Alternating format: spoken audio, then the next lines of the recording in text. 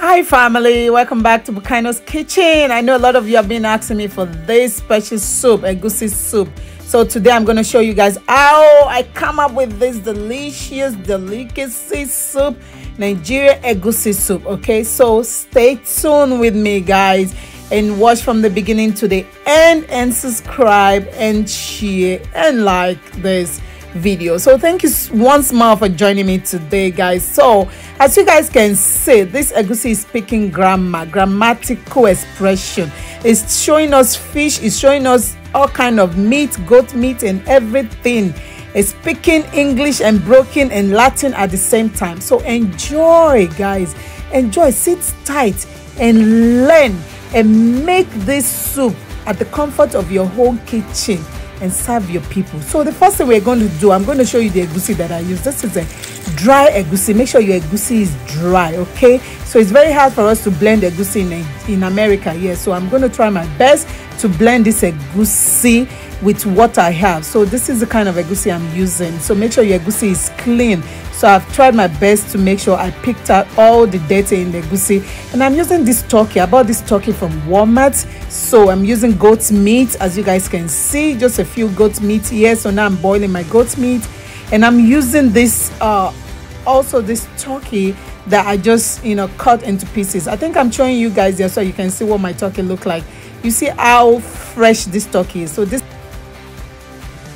two kind of fish today, the Titus fish and panla fish. If you don't know what this fish means, just send me a message. I will tell you the English word of this fish. So I'm going to fry this fish. I've already put my salt. I've washed my fish, so they're ready to go. So I'm going to put a pan on the gas and put my oil and fry my fish. So fry your fish to be, not too dry. Just make sure that it's like, brown and it's fried enough so it wouldn't pieces in your soup. So now guys, what I'm doing here is not a magic. I'm frying this fish. These fish are going through a process of frying. So that's what I'm doing, okay? So I bought this pepper, this dry pepper in Asian store. So because I like my soup spicy, okay? So my meat is ready. Now I have removed my meat in the water because we're going to be using this later, right? So that's put aside. Now guys, let's put our pot on the fire and I'm using this palm oil. If you don't know what palm oil is, send me a message and I'll give you a research so you can know where to buy your palm oil. This is bought from African store near me here in Washington State. So put the amount of palm oil in your pot, okay? Just measure your palm oil. I know the quantity that I needed and put some onions in it, okay? Onions is the G to the goat. When you're cooking, you need onions, okay? You can't go wrong with that. So put some onions in it. And the next thing you're going to do, you're going to put your dry egusi and put it in that oil.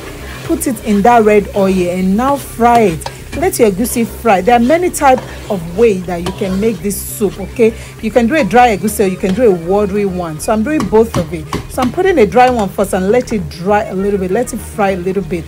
And later I'm going to put my water one just because of the complication we have, blending our egusi in America. So I'm going to stir and stir and stir. The reason why I'm stirring is because I don't want the egusi to be burnt. You don't want it burnt. You want to make sure you stir so that you don't get a burnt egusi here, okay? So look at it. This texture is what you need.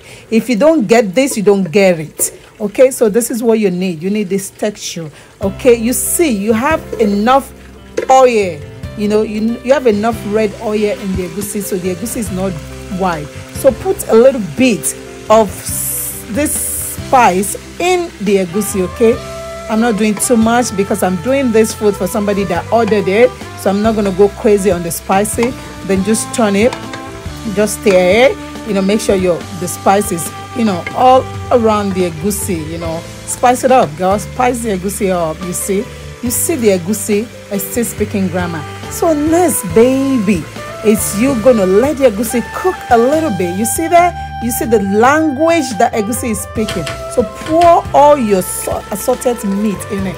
Pour your meat and pour your, whatever you're using, just pour it in. So I'm putting my meat and my goat meat and my turkey in it. So I already put it in. So they're all cooked. As you can see, I'm showing you guys all the meat in it. So the next thing I'm going to do, guys, I'm going to make sure that I put in my fish, my fried fish.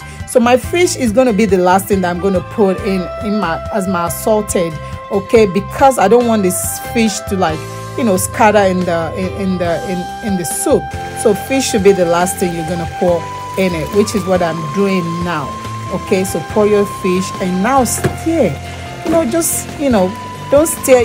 There's a logic to stirring your soup. Okay, just go like this, from one corner to the other, so that the soup can swallow all your salted, all your fish. You know, you want the soup to swallow it, so that when you're biting on the fish, on the meat, you're tasting every delicacy in the soup. Okay, so this is what you just did. Now we're going to try and put our Maggi. You know, get your Maggi.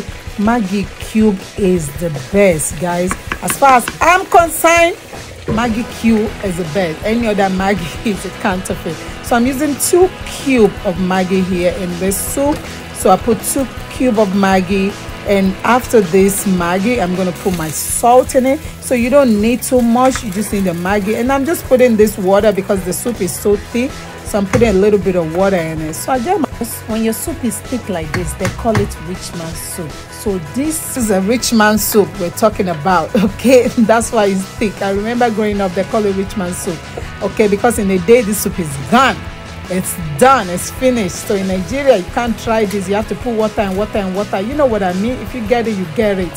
So now I'm going to put a little bit of salt. Guys, please make sure you measure your salt. I know the amount of salt that I needed. And I put my vegetable. Your vegetable will be the last thing. After your soup is cooked, you put your vegetable last, because you don't want the vegetable to be too soft. And I'm using spinach here. You can use any kind of vegetable. You can use a bitter leaf.